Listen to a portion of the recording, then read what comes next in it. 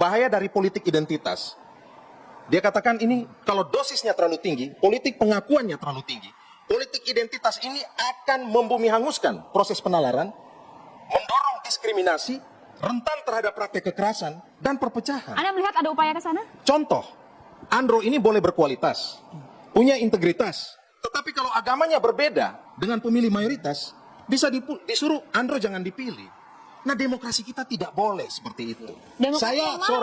Saya seorang Katolik Flores, bisa dong harusnya jadi gubernur di DKI Jakarta. Kalau punya integritas dan kapasitas. Tapi nggak ada Bang, dalam 3 kandidat nggak ada itu yang punya politik identitas yang Anda maksud tadi. Periksalah. Masuk radar tidak? Periksalah itu. Ya, masyarakat Indonesia ini paham betul. Mereka sudah melek politik. Mereka well informed. Ya, setiap saat bisa punya dokumentasi untuk memeriksa soal itu. Bagaimana narasi-narasi politik identitas itu dibangun. Dan kenapa bahaya?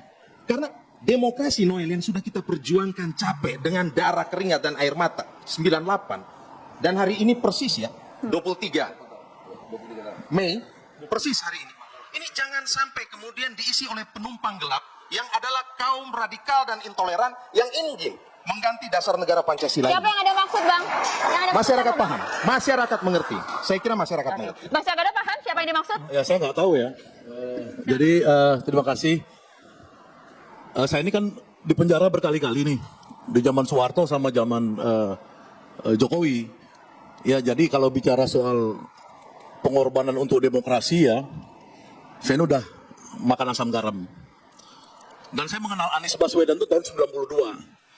Ketika Anies itu menjadi ketua senat mahasiswa UGM, Universitas Gadjah Mada.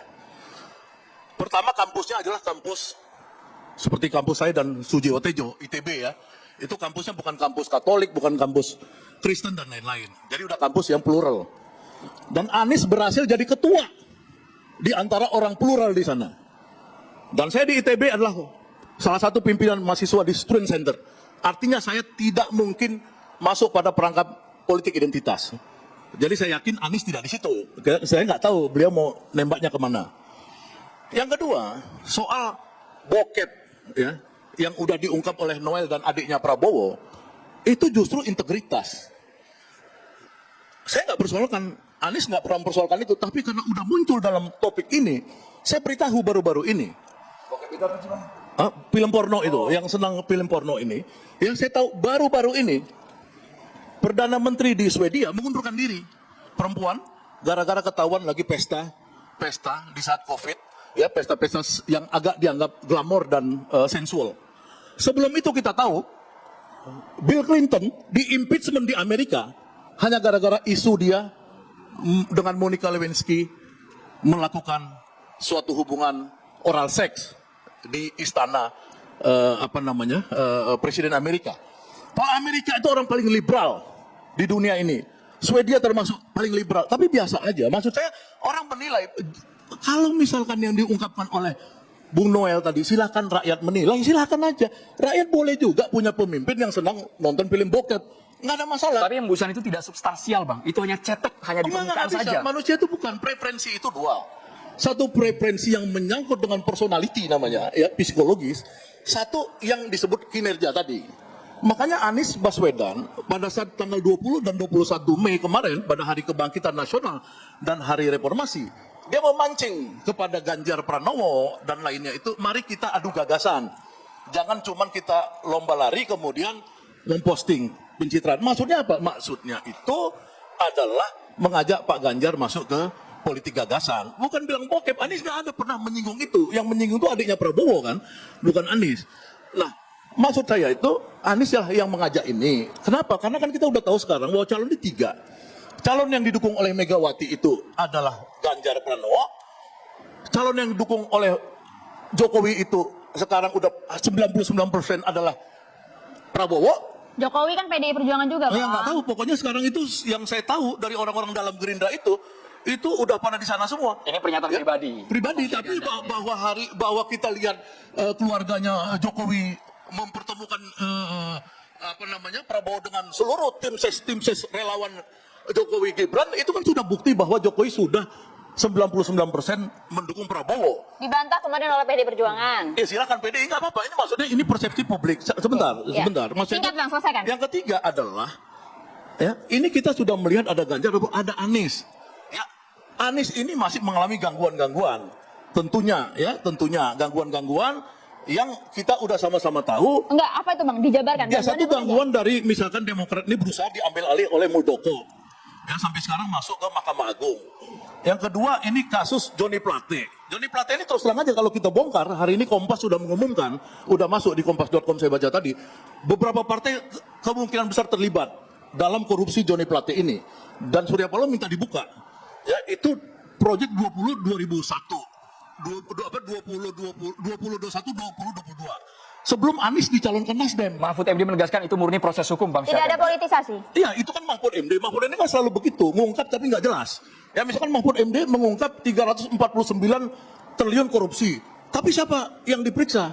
Harusnya kan Menteri Keuangan dong diperiksa. Itu menggoyang Anies menurut Anda? Apanya? Itu menggoyang Anies. Bukan, maksudnya ketika Johnny Plate ini, ya Johnny Plate itu etikanya harusnya Jokowi itu memberhentikan dulu dia sebagai pembantu presiden. Karena posisi Johnny Plate bukan orang partai dalam konteks dia dituduh korupsi di situ, tapi adalah pembantu presiden Republik Indonesia. Ini tahun 2023 loh, belum pergantian presiden. Oleh karenanya harusnya diberhentikan, etikanya baru dia ditangkap dan lain-lain. Ini kan sekarang dikait-kaitkan oleh netizen dan lain dikerjain seolah-olah Anies. Maksud saya, ini terlepas dari urusan Ganjar dan Prabowo, udahlah kita sahkan aja Republik Indonesia, nggak usah lagi kita coba-coba mengganggu Nasdem, coba-coba mengganggu Pak Muldoko, mengganggu Demokrat. Ini nggak ada kaitan dong dengan kelompok Ganjar dan ini cuma Jokowi. Jangan sampai ada kesan menyingkirkan Anies supaya dia tidak bisa bertarung dengan alasan apapun. Ya, nggak boleh disingkirkan. Kita maju tiga nih, adu gagasan. Silakan rakyat. Kalau memang menang Anies, ikhlas aja dong. Berarti rakyat kita senang sama Anies. Harus diluruskan Bang. Ya, saya menanggapi sedikit. Ini saya hormat nih sama senior saya Bang Syahganda, ini pendahulu kita ya sebagai aktivis pro demokrasi begitu. Jadi tadi bicara soal tafsir, soal interpretasi ya. Hermeneutik itu kan ada teks dan konteks. Kerap kali kita tafsir, ternyata tidak seperti itu. Jadi memang kemudian ini masih begitu banyak ruang untuk tafsir. Itu yang pertama. Yang kedua, saya hanya ingin menyampaikan kalau bicara sejarah panjang Presiden Jokowi dan Ibu Mega dan PDI Perjuangan itu panjang sekali. Mulai dari Solo 2 kali, Jakarta 1 kali, 2 kali di pusat, Mas Bobi juga kami pasang badan, Mas Gibran. Jadi tidak semudah itu. Dan kami yakin Presiden Joko Widodo ini betul-betul sosok yang mengerti tentang perjalanan panjang ini. Tentang kesulitan bagaimana PDI Perjuangan betul-betul menyatu, mengusung, dan kemudian mengawal sampai pada ujung proses ini. Jadi ya silakan orang boleh menafsirkan, tetapi bagi kami Presiden Joko Widodo, Mas Gibran itu adalah kader PDI Perjuangan. Tegak lurus bukan Bahkan Mega. tadi Mas Gibran kan sempat ya, itu ketika ke DPP bertemu dengan Pak Hasto dan Pak Komar, itu mengatakan jelas sekali, beliau tegak lurus kepada arahan ketua umum. Ya, dan itu hal yang biasa. Ya, sebelum Mas Gibran, Mas Ganjar pernah dipanggil. Bagaimana dengan Pak Jokowi? Loh, Pak Jokowi jelas pada saat deklarasi Clear ya? beliau datang, beliau hadir, kan begitu. Mas Gibran juga dipanggil, datang mengklarifikasi. Kemudian beliau bicara di publik. Nah, ini kan sebenarnya mungkin oleh kalangan tertentu yang ingin menjauhkan Ibu Mega dan Pak Jokowi atau Pak Jokowi dan PDI Perjuangan. Tetapi sebenarnya kan poin satu adalah soal kesinambungan. Bang Syahganda tadi bicara soal kita perlu mengedepankan politik gagasan, setuju Abang. Tetapi kalau kami tidak semata di situ, tetapi politik kinerja. Itulah mengapa malam hari ini saya sudah datang dengan prestasi dan program kerja seorang Ganjar Pranowo. Kita masuk ke barang itu. Ya, Kita jadi, bedah bersama. tadi ketika program dibuka kerja dari pertama, para kandidat yang Bang Ansy. Andro dan Maria itu bicara, ya, menyindir soal ada calon presiden yang bisanya lari-lari, cipika-cipiki. Saya ingin katakan, pemimpin itu harus merakyat. Ciri dari merakyat itu tidak berjarak dengan rakyat. Bukan berada di Menara Gading. Maka kalau Presiden Joko Widodo itu turun belusukan untuk melakukan belanja masalah, Mas Ganjar itu lari pagi, jogging, ketemu rakyat, cium bau keringat rakyat untuk mengetahui persoalan Meskipun rakyat. ada kamera di sekitarnya diunggah di media sosial. Loh, inilah digital demokrasi. Bagaimana kemudian ketika ada jalan yang lubang? Enggak, saya pikir gini, itu kan artifisial. Itu namanya kalau kaum eksistensialis selalu berpikir seperti Anda.